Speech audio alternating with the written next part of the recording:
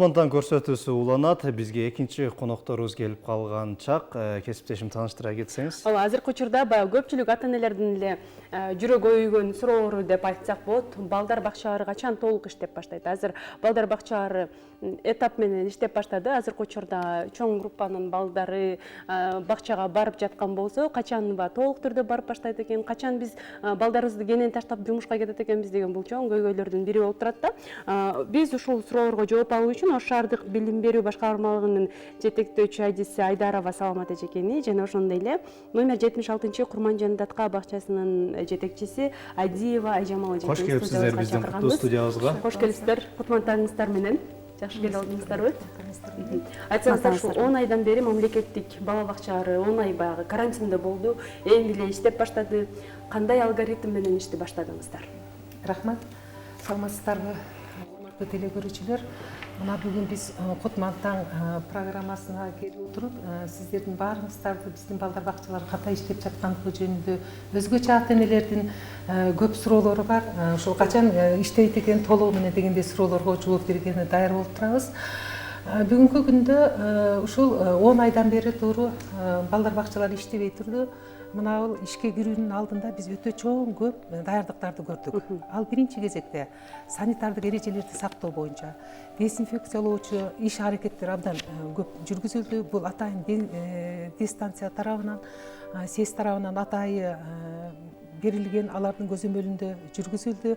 Ошондой эле Ош шаардык билим берүү башкармалык тарабынан залалсыздандыруучу каражаттар берилип, бардык бакчалар, ар бир тайпалар ушул каражаттар менен тазаланып чыкты.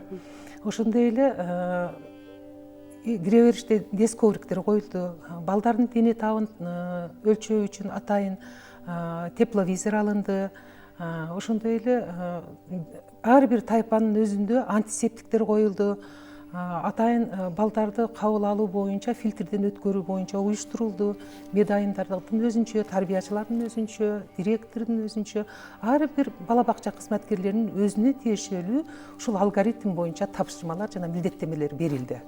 Ошондой эле бул бала бакчаны ачаардын алдында Кыргыз Республикасынын билим берүү жана илим министрлигинин атайын усулдук окуусунан өттү биздин кызматкерлер.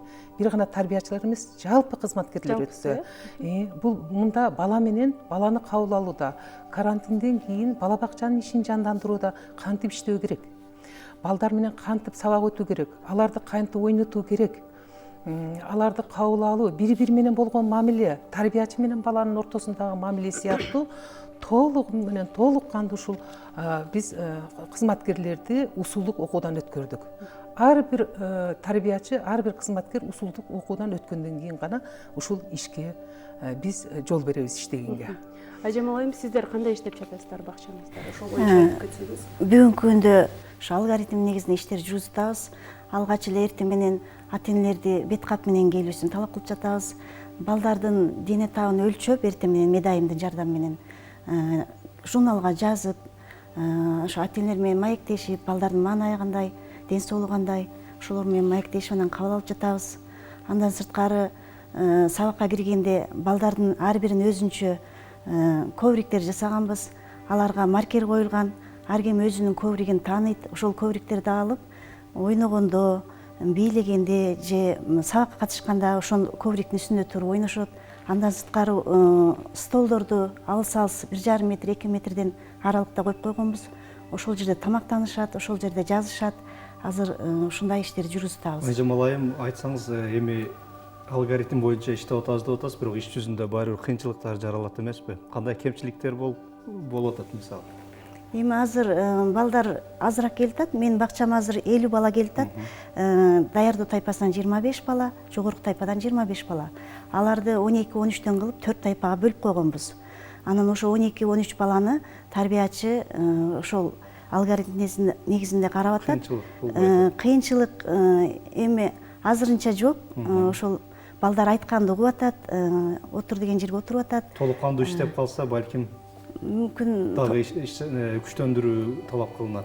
мүмкүн ошол мезгилде ошол талапка ылайык иштегенге аракет кылып атабыз. Азыр ошондо баягы Саламат Капаров айтсаңыз, ошол баягы келип аткан балдарды, мисалы 50 бала келеби, 100 бала келеби, ошол бакчанын ичинде канча тайпа болсо, ошол жактарга аз-аздан кылып бөлүп жатат экен да, демек бирок эртең баягы буйрукса кайрадан балдар жалпы келип баштайт, кайсыл учурда келип баштайт, андан ошол жалпы бакча ачылып баардык балдар бакчага келген учурда кандай кыйынчылыктар жаралышы мүмкүн? Азыркы биринчи кезекте балдар бакчаларынын директорлоруна толугу менен биз тапшырма берилди. Бизде бир бош бөлмөлөр да бар да, музыкалык зал бар, спорт зал бар дегенде, ошондой эле кабинеттер бар.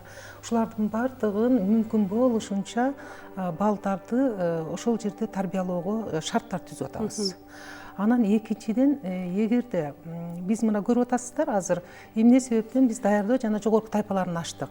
Анткени азыркы шартта пандемия учурунда бул балдарды мектепке даярдоо группалары бар да, булар эми негизи даярдоо тайпасы толугу менен барат. Ал эми жогорку тайпаларда деле баягы балдарын эртерээк мектепке берген ата-энелер бар. Ошондуктан буларды мектепке даярдоо максатында ушул тайпаларды ачууга биз туура таптык да. Анан эми калган тайпаларды ачууда биз ошол бөлмөлөрдү эсепке алабыз. Эгерде муну системада боло турган болсо, биз алгоритм боюнча алууга аракет кылабыз. Этап менен алабыз да, ошондо дагычы биз шартты түзүп, этап менен алабыз. Анан буюрса бизде ушул чоң үмүт болуп атат. Бул оору мына күндөн күнгө өзүңүздөр барыңыздар күбө болуп атасыздар, азайып, кээ бир күндөрдөн өлгө түшүп калып атат, бизди кубандырып. Эгерде ушундай шарт баягы адаттагыдай жакшы шарт болуп кала турган болсо, биз балдарыбызды кадимкидей эле тарбиялап окута беребиз деген үмүттө турабыз эми. Рахмат. Салтанат айым, азыр ушул жерде сиздерди көрүп отурган көрөрмандарыбыздан суроо келип калыптыр да. Атайын баягы дезинфекция кылуучу туннелдер бар эмеспи? Ошого 500дөн ата-энелерден чогултуп жатат деген суроо келип жатты. Ушул канчалык деңгээлде мыйзамдуу дейт, себеби мэрия тарабынан балким акча которулгандыр дегендей сурап жатат окшойт. Тагыраак айта турган болсок, номер 46 келечек бала бакчасынан Юго Востокто жайгашыптыр. Бул мен ата-энеге айтар элем, бул боюнча башкармалыкка кайрылсаңар да жакшы болот эле. Биз аны жеринде иликтесек мындан да жакшы болор эле. Бирок бүгүнкү күндө 46 балдар бакчасында туннел жок. Ошондуктан мен бул 500 сомдон топтоду деген суроого толугу менен кошула албай турам. Топтоп атат экен. Топтоп атат. Эгер топтогон болсо, ушул ата-эне мен сизден суранамын, башкармалыкка келип кайрылсаңыздар болот. Бул мыйзамсыз. Биз ата-энелерден эч кандай акча жыйноо деген тапшырма берилген жок. Жыйнабайбыз дагы, бул мыйзамга туура келбейт. Керектүү каражаттардын баардыгы башкармалык тарабынан жерге кайрылса болот экен. Камсыздалды. Демек сиздер, урматтуу ата-энелер, эгерде көрүп жаткан болсоңуздар, эгерде ушундай мыйзамсыз учурлар катталган болсо, анда ушул башкармалыкка кайрылсаңыздар болот. Бирок айтсаңыз, Ажамал айым, ушул балдар көпчүлүк учурда оорушпайт да, бирок ошол эле учурда ооруну алып жүрүүчүлөр болуп калат эмеспи? Ошол учурда баягы мугалимдердин коопсуздугу жагы кандай каралды? Кантип коопсуздугун камсыздап жатасыздар? Бизде ушу тарбиячылар, тарбиячынын жардамчысы, ошол ашпозчулар баардыгы бүгүнкү күндө бет кап тагынып жатат. Ар биринде антисептик бар. Коридорлорго санитайзерлер илинген. Ошолорду колдонуп жатат. Анан балдар менен аралыкты сактап, мүмкүн болушунча, анан тарбиячынын жардамчылары күнүгө 2 рет бүгүнкү күндө 0,5% менен дис каражат жанагы хлорлор менен жууп тазалоо иштерин кылып атат. Ушундай иштер менен сакталып жүрүп жатат. Демек баягы балдарын бакчага жөнөтүп атканда ата-энелер кооптонбой эле баардык шарттар түзүлүп, хлор менен тазаланып, антисептиктер коюлуп, мугалимдер, ал жактагы бүт кызматкерлердин баардыгы бет каптар менен жүргөн болсо, биз кооптонбой эле балдарыбызды жөнөтө берсек болот экен, Ушул жерден жана кошумчалап койсок болот. Жана айтпадыкпы биз усулдук окуудан өттүк деп. Мурда тарбиячыларыбыз баланы келгенде эле кучактап, өөп, башынан сылап, ушундай кылып кабыл алчу эле да. Ал эми биздин усулдук окууда ушундай үйрөткөн смайликтерин иштейбиз. Көрсөтөт бала, мына көрдүң, мен сени жакшы көрөм, күлүп туруп, мен сени кучактайм, мына мен сени өптүм. деген сыяктуу смайликтер менен аралыктан гана балдарды ушу эркелетип, балдарга жылуу сөздөрүн, жылуу маанайларын кырдаалга байланыштуу. Эмоцияны дагы ушул аралыктан берип жатабыз. Ал өзүнүн атайын усулдары бар. Ошол усулду окуудан өткөнбүз. Ушул бардык шарттар каралган да. Демек коркпой алып беребиз. Коркпой Бирок ошол эле учурда баягы азыр жеке менчик балдар бакчалары, жеке менчик мектептер иштеп эле жатты да. Ошол учурда бир дагы Кудай сактасын, мындан ары деле болбой эле койсун, бир дагы бала баягы ковид менен ооруп, мындай ооруну жуктурбаптыр да. Демек, жакын арада биз деле ачып балдарыбызды берсек болор деген сөздү айтсаңыздар. Ушул мындай немеде эртең менен балдарды бакчага алып баратканда ата-энелер эмнелерди эске алыш керек, же болбосо балдарыбызга эмнелерди үйрөтүшүбүз керек? Бакчада кантип өзүн алып жүрүүнү, же болбосо эмнелерди ата-энелерге баягы кеңеш катары айтасыздар да? Эми бул ата-энелерге деле толугу менен биз балдарга үйрөткөн сыяктуу эле балдардын деле ата-энелерин деле эсине салып турабыз. Биринчи кезекте ата-энелерге биз айтаар элек учурдан пайдаланып, эртең менен сөзсүз түрдө бакчага алып келердин алдында баланын ден соолугуна көңүл буруу керек. Дене табы кандай болуп атат, анын маанайы кандай болуп атат, ушул жакка көңүл буруш керек. Андан сырткары дагы ушул ата-энелерге айтып кетер элем, барганда жолдошторуңдун колунан алып оозуңа салба, антип кол менен учурашпоо керек, аралыктан гана учурашсак болот. Анан колду эжек айтканда самындап жууп, тез-тез самындап жууп туруш керек. Анан уктаганда дагы досторуң баягындай кучактабагын, аралыктан сен жаткан керебеттен дагы бир керебет бош калтырат, андан кийинкинде сенин жолдошторуң жатат. Ошол эрежелерди толугу менен сактагын, эжекең айткан деген. Анан бакчага баратканда да, кирип баратканда 1,5 метр, 2 метр аралык атайы сызып койгонбуз. Ошол биринен кийин бири кирет, ушул аралыктарды сактагын деп эскертип кетсе болот. Ошондой эле ойноткондо балдарды ойноткондо дагы атайын мындай тегерекчелерди сызып койгон, аралыкты тегерекчелер сызып койгон. Ар бир бала ошол тегерекчелерди болот, ошол тегерекчеден чыкпагын, көрсөткөн тегерекчеден чыкпай ойногонду айтса болот. Ошондой эле тамактандыруу учурунда, тамактандырганда дагы балдарды биз шахматтык системада отургузуп атабыз. Ушул ар бир өзүнүн баланын өзүнүн тарелкасы, өзүнүн иштери бар, өзүнүн сүлгүсү бар. Ал жерде балдар билет өзүнүн сүлгүсүн маркировкаланган. Ошол өзүңүн сүлгүңө арчыңдын, өзүңүн тарелкаңда тамак ичкиниң, ошол өзүңдүн жаткан керебетиңдин башка керебетке жатпагын деген сыяктуу биздин эрежелерди толук сактоого балдарга жардам берсе болот үйдө. Жакшы экен. Айжамал айым, кийинки суроо сизге болсун. Азыркы учурда окуп баштады. Мектепке чейинки балдар бала бакчаларда окуп жатышат. Ал эми бул карантин учурунда окубай калып, мындай билим жетишсиз болуп калды да ошол учурда. Ошол таңкыстыкты кантип толтуруп жатасыздар мисалы? Биз карантин учурунда деле окууну токтоткон жокпуз. Жана онлайн режимде ар бир тайпа менен ар бир тарбиячы иштеп жатты. Албетте ата-энелердин жардамы менен сабактар токтогон жок. Балдар ушу онлайн режимде окуп, кайтарын байланыш кылып, тарбиячынын үйрөткөнүн өздөрү ошо кайра жөнөтүп жатышты. Келиңиз эми реалдуураак карайлы маселеге. Онлайнда көпчүлүк балдар, мен дагы мисалы ата-энемин да, ошол өзүмө кызык болгон үчүн суроо берип жатам. Бул жерде ал жер толук кандуу сиз айткандай болбой калышы мүмкүн да, кээ бир учурларда аны өзүбүз деле көрдүк. Мисалы мен өзүм айта турган болсом, менин кызым бир группа секирип, кийинки группага ортодо аралыкта бир мугалимде окубады, дээрлик окубады дагы. Чоң группага которулганга туура келип калды, себеби 1 жыл аралыгында окуу жок болду. Ал эми онлайнды бир эле бул бала бакчаларда эмес, жогорку окуу жайларда дагы мындай өтө кыйынчылыктар болду да. Ошо макул. Туура айтасыз. Бул онлайн режиминде окутуу жандуу окутканга жетпейт. Балага жандуу ушул өзүңүн көз алдыңда тапшырма берип, өзүңүн көз алдыңда тарбиялаганга эч качан жетпейт. Анан онлайн режимде окутканда бизде да бир топ кыйынчылыктар болду. Ал кыйынчылыктар кайсы болду? Ата-энелерди да туура түшүнүш керек. Ата-энелер окуучу балдарга көбүрөөк көңүл бурду. Мектепте окуган окуучуларга, анан кийин бөбөктөргө, бала бакча курактагы балдарга көңүл бурду.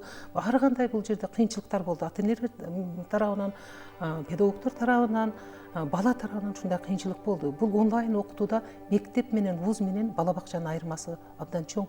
Анткени бала бакчанын баласын сөзсүз түрдө ата эне алып отуруш керек. Көзөмөлдөп, Эгер ата эне көзөмөлдөп карап отурса, ошого педагог толук кандуу билим бере албаса, ал натыйжа бербейт.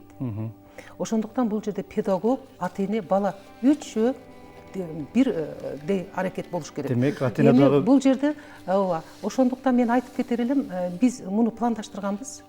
Мына реалдуу режимге өтө турган болсок, бизде кандай жакшы мүмкүнчүлүк бар? Бизде режимдик убакыттар бар.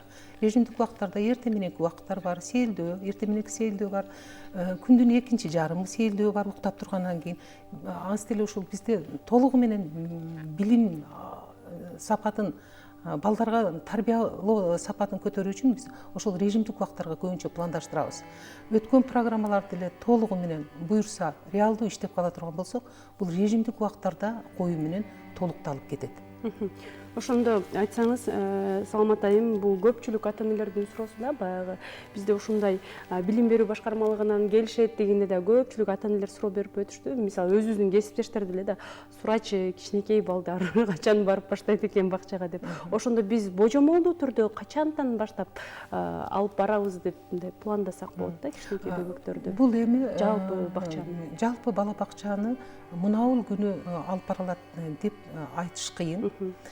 Бирок жергиликтүү штабтын протоколунун негизинде, протокол тапшырмасынын негизинде атайын съезд тарабынан ушул уруксат бергенден кийин кырдаалга карап, анан кийин этап менен ачылат. Азыр биз ошол даярдоо менен жогорку тайпаны ачып эле токтоп туруп калбайбыз.